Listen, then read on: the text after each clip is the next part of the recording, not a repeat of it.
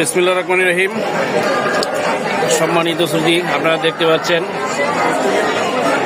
দাবি আদায়ের একমাত্র অগ্রপ্রতীক এবং সারা বাংলাদেশের কর্মচারীদের অভিভাবক, আমাদের দাবি আদায় ঐক্য পরিষদের সংগ্রামী প্রধান সমন্বয়ক অরেস আলী ভাই, এবং এখানে আছেন কল্যাণ ফেডারেশনের সাধারণ সম্পাদক আমাদের খায়ের আহমেদ মজুমদার ভাই, বাংলাদেশ সত্র বিজিএর সরকারি কর্মচারী সভাপতি জনাব রফিকুল আলম ভাই।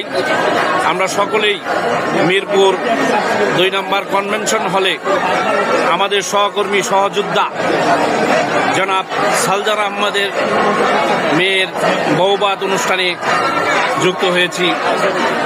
আপনারা জানেন সারা বাংলাদেশের কর্মচারীদের প্রাণের নেতা, ওনাদের কারণেই আজকে আমরা পে স্কেল পেয়েছি, প্রাণের 9ম পে স্কেল।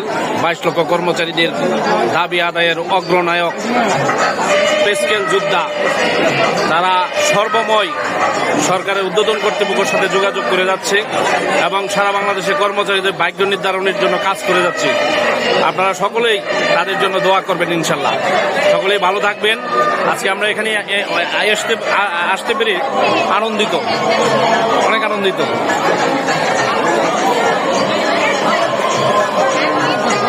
আপনাদেরকে অনুষ্ঠানের কিছু অংশ